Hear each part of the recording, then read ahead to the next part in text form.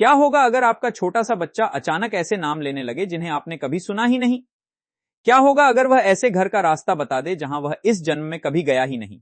और सबसे डराने वाली बात, अगर वह कहे मुझे याद है मेरी मौत कैसे हुई थी। यह कहानी है एक ऐसे ही बच्चे की जिसकी बातें सुनकर सिर्फ उसका परिवार ही नहीं बल्कि पूरे इलाके के लोग हैरान रह गए, क्योंकि जो वह कह रहा था वो धीरे धीरे सच साबित होने लगा। एक छोटे से गांव में एक साधारण परिवार रहता था। उनके घर एक प्यारा सा बच्चा पैदा हुआ। सब कुछ बिल्कुल सामान्य था जब तक कि वह 3 साल का नहीं हुआ। 3 साल की उम्र में बच्चे ने पहली बार कुछ अजीब कहा। वह अपनी मां से बोला, मां मेरा असली घर यहां नहीं है। मां ने मुस्कुराकर बात को मजाक में टाल दिया।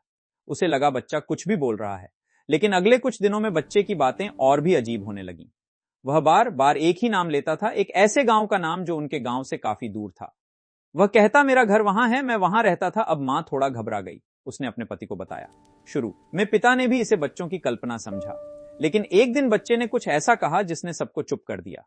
उसने कहा मेरी मौत पानी में डूबकर हुई थी। घर में सन्नाटा छा गया। इतने छोटे बच्चे के मुंह से ऐसी बात। अब माता पिता को डर लगने लगा। उन्होंने बच्चे से और सवाल पूछने शुरू किए। बच्चा बहुत शांति से जवाब देता था, जैसे वह कोई पुरानी कहानी याद कर रहा हो। वह अपने पिछले घर का रास्ता बताने लगा, अपने पिछले माता पिता के नाम लेने लगा, यहां तक कि उसने अपने दोस्तों के नाम भी बता दिए। अब यह सिर्फ एक खेल नहीं था। परिवार ने फैसला किया कि वे उस गांव में जाकर सच्चाई पता करेंगे जिसका नाम बच्चा बार बार ले रहा था। कुछ दिनों बाद वे लोग उस गांव के लिए निकल पड़े। जैसे ही वे गांव के पास पहुंचे, बच्चा अचानक बहुत उत्साहित हो गया। वह जोर जोर से कहने लगा, यही है मेरा गांव। उसकी आंखों में एक अजीब सी चमक थी। गांव में पहुंचते ही बच्चा खुद रास्ता दिखाने लगा। वह बिना रुके एक घर के सामने जाकर खड़ा हो गया और बोला, यही मेरा घर है। परिवार के लोग हैरान रह गए। उन्होंने दरवाजा खटखटाया। अंदर से एक बुजुर्ग महिला बाहर आई। बच्चे ने उसे देखते ही कहा मां। यह सुनते ही वह महिला चौंक गई। उसकी आंखों में आंसू आ गए, क्योंकि कुछ साल पहले उसका बेटा पानी में डूबकर मर गया था। अब मामला और भी गंभीर हो गया। गांव के लोग इकट्ठा हो गए। बच्चे से सवाल पूछे जाने लगे। बच्चे ने घर के अंदर जाकर ऐसी चीजें बताईं जो सिर्फ उस घर का सदस्य ही जान सकता था। उसने अपने पुराने कमरे की पहचान की, अपनी पुरानी चीजों को पहचान लिया, यहां तक कि उसने एक छुपी हुई जगह के बारे में बताया जहां कुछ पैसे रखे हुए थे। जब उस जगह को खोला गया तो सच में वहां पैसे मिले। अब किसी के पास कोई जवाब नहीं था। बच्चे ने अपने पिछले जीवन की आखिरी घटना भी बताई।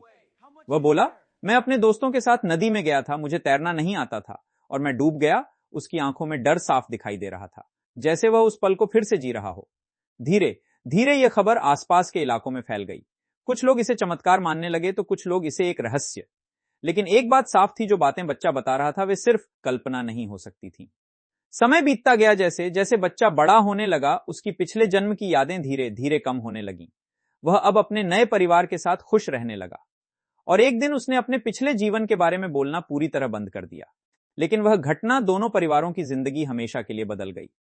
एक परिवार को अपने खोए हुए बेटे की यादों में सुकून मिला और दूसरे परिवार को जीवन का एक गहरा सच समझ आया। आज भी यह सवाल बना हुआ है, क्या सच में पुनर्जन्म होता है? क्या हमारी आत्मा एक शरीर छोड़कर दूसरे में प्रवेश करती है? वैज्ञानिक आज भी इस रहस्य को पूरी तरह समझ नहीं पाए हैं, लेकिन ऐसी घटनाएं हमें सोचने पर मजबूर जरूर कर देती हैं।